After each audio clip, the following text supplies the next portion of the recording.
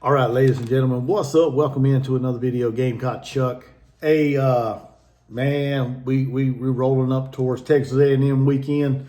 Got a huge matchup in College Station. Well, it's going to be huge for one side. Not sure if the other side's going to show up or not, but if you listen to Beamer's pregame or Texas A&M pregame press conference. It's a great place to play. Historical venue, great coach, great team, great atmosphere. Everything's great. Everything's great in Texas A&M, according to Beamer. And yeah, it's a tough place to play, I guess. I mean, I've never played there, but he gave him a good hype video today. I'll tell you that much during his little opening remarks about Texas A&M. So any Texas A&M fans out there, go check out Beamer's little press conference from today and watch the first few minutes, and you'll be A-okay. You'll be ready to run through a fucking brick wall for Mike Elko, because nobody from South Carolina is going to run through a brick wall for Shane Beamer right now. I can guarantee you that. Or at least, well, I ain't going to say I guarantee you that, because we got some sunshine pumpers out there. We got some of these, everything's all nice. Everything's all nice because we got Coach Beamer running the show. He's taking us to the promised land. No, that fucker couldn't lead you. That fucker couldn't lead you out of a paper sack with the backside blown out of it. That fucker couldn't lead you nowhere. So, but I listened to his press conference today, and it was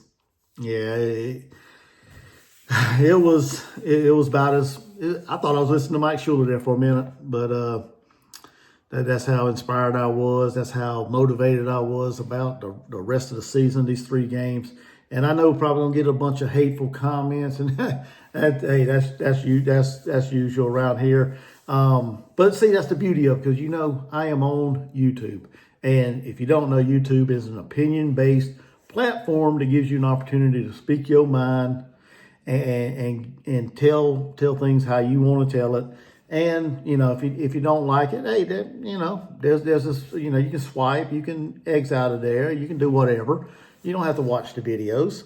But I do appreciate the ones that hang around, that love this content, that love my raw emotions and my opinions on things, considering the Gamecocks, football, basketball, and all that, because I do cover the men's and the women's basketball team as well. I do live streams of that and live streams of football games and talk about it. And have a good time, man. Got a good support system here. Got a lot of good subscribers.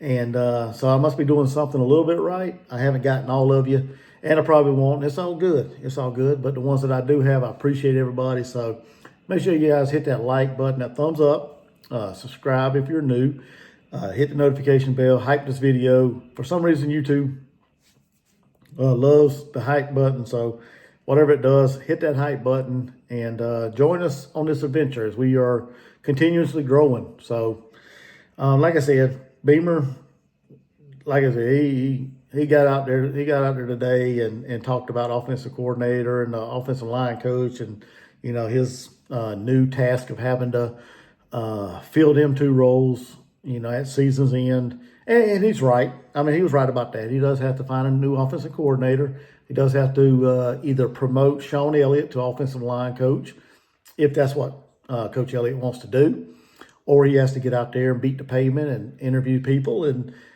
see if he can find a new offensive line coach as well. But he talked about that and how it's another task for him. Along with, recruiting and getting the program right. Well, no shit, you got to get the program right, because it's all fucked up right now, to be honest. And I hate using these vulgar words, but listening to this guy just pisses me off to the extreme sometimes. But he talked about that like it was a task, like he wasn't looking forward to it. But he's going to have to get out there and do it. He talked about the coordinators that he's had since he's been here. They asked him a question about, I guess there's, he hasn't hit on any coordinators in 4 years, heading into year 5 or in year 5. He hasn't hit on any coordinators. He's had 3 so far. And he's basically said that he don't feel like he's missed on any of them. I have no idea what the fuck he's looking at, but he basically said he don't feel like he missed on any of them. He said they just didn't perform that well. Well, according to what I think, if they're not producing, if they're not, doing their job, then guess what? You fucking missed. You fucking missed on them. There's no other way around it. If they're not doing their job and putting up points and churning out the yards, getting his team ready, calling good plays, explosive plays, and dialing up good game plans and making changes throughout the game, then you missed. You freaking missed on these guys. Nobody cares. Nobody cares about where they come from, what kind of background they got. You did a piss poor job of getting them in here, and they failed, and that means you missed. So I know Satterfield has some college experience at LSU with Joe Brady. He also has some NFL experience, but to me, and the way it sounded like in several of his press conferences, he wanted to run a complex NFL style offense, and that just does not work. That does not work at South Carolina. It won't ever work at South Carolina, and that's why he failed. And it took, just like with all the other ones, Dow Loggins and Mike Shula, it took until almost the wheels falling off and the program nearly in shambles before he figured out, hey, maybe we need to dummy this down or vanilla it down a little bit and make it a little less complex so these guys can execute plays. So, and it shouldn't take you that long. As a head coach, you shouldn't have to wait till game 7, 8, 9, whatever game it is, to realize, hey, we need to do something different. We need to simplify it. It shouldn't take you that long. So he missed on all 3 of his coordinators. Okay, whether he wants to admit it or not, and I know he don't, because his ego is just way bigger than anything. His ego is way bigger. That thing's gonna get in his way all his life. They asked about optimism, the fans' optimism for the rest of the season. Why should the fans be optimistic about the rest of the season? And oh man, this one right here really, this was a doozy, what he said. This man had the nerve, had the gall to sit up there and say, well, have they seen us play? Really? Y'all draw about what, 70, 80, what the stadium holds, what, 80,250 or 82,000 or something like that, unless you pack up the concourses, then it can hold, what, about 85,000 or so. You get that draw about every week in Williams-Brice, and you got millions of people watching you on TV, like myself and several other Gamecock fans that aren't able to get to the games for whatever reason. But yet you're going to sit there and say, have we watched y'all play? Yeah, we watched that shit y'all put on the field. That bad coaching, that lack of play calling, that lack of clock management, time management, player management by the head coach, by the coordinator staff, by everybody. We've seen it all this year. And he went on to say that we were close in so many games. We were right there in the 4th quarter. Well, a newsflash for you, bozo.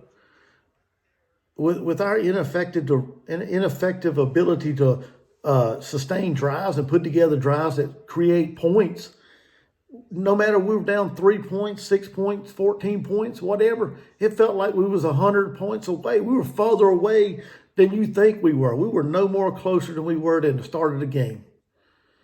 And to sit here and say that we see y'all play, yeah, we saw y'all play. We saw the shit y'all put on the field. I'm here every weekend doing my live stream reaction of y'all. And I'm to the point where I can't get mad no more because it's the same old shit week in and week out.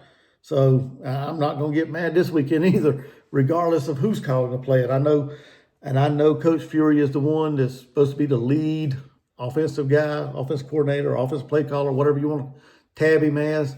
Got Blackwell in there as well, and Sean Elliott with the game plan, trying to get something together for us for the rest of the season.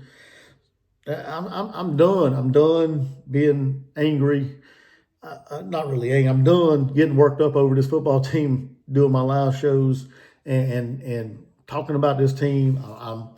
It just ain't worth it until something changes, and whether that's Beamer's job, and that I think that hinges on his decision on the offensive coordinator. I said this in another video. He's got to do his due diligence. He's got to get out there and interview and bring in good candidates. I'm talking about good candidates that has college offensive coordinating experience, that's creative, that can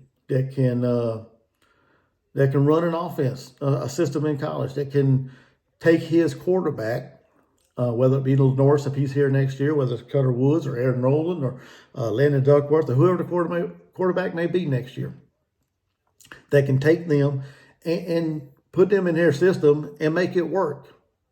We haven't had that. We haven't had that with Satterfield. We didn't have that with Loggins. Didn't have that with Shula. And we had two very good quarterbacks in Spencer Rattler and Lenore Sellers. And we hopefully right now we still got Lenore. We'll see how that plays out at the end of the year. A lot of speculation of him, being courted by Miami and LSU and who out there. Everybody's trying to throw something at him maybe. So we'll see. Some fans say that they really don't want him because he's not that good this year. Hey, whatever. There's a lot of talk out there from what I've read and what I've heard. So, but you need an offensive coordinator that's going to take your quarterback and be able to plug him into your system and be effective. And that's what it boils down to. And so far, you haven't done it. So the optimism for me, it just ain't there. And nothing. I don't know if there's anything Mike Fury and this staff can show me these remaining 3 games starting Saturday that's going to make me optimistic that we're gonna win any more than 4 games, because that's where I got us at right now. For the last 3 games, I think we're going to win one more game and finish 4-8. That's about as optimistic as I'm going to get based on what I've seen through 9 games. And like I said earlier, y'all can come at me and say what you want. That's fine. It's all good. No big deal. I'm still going to do my stuff on here, so whatever. But I mean, the press, like I said, press conference, it was okay. I mean, it was nothing special. Like I said, nothing to get me all worked up and ready for to run through a brick wall for Beamer, for the staff to get ready for Texas A&M. I'm trying to think. Was there anything else he said? I don't think. I think that's about all that really got to me when it comes to his press conference today. So make sure you hit that like, share, comment, subscribe. Let me know your thoughts on Coach Beamer's press conference. Let me know what you think of this video. And like I said, do all them things to help this channel grow. I appreciate everybody.